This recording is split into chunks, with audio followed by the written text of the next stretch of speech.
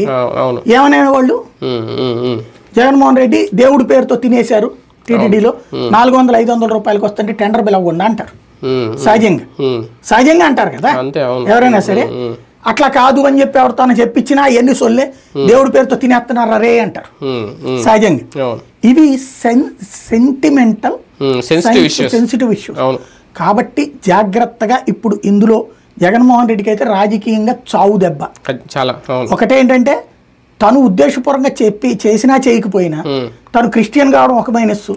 తన హయాంలో జరిగినటువంటి గుడికి సంబంధించినటువంటి అంశాలు విగ్రహాల ధ్వంసమా లేకపోతే రథదగ్ధమా తర్వాత తన స్వామివారికి సంబంధించిన విగ్రహం పీక కోసినటువంటి ఇవన్నీ జరిగినటువంటి సందర్భంలో నోటి తోలతో మాట్లాడినటువంటి కొడాలి నాని భారీగా దెబ్బ తగిలింది.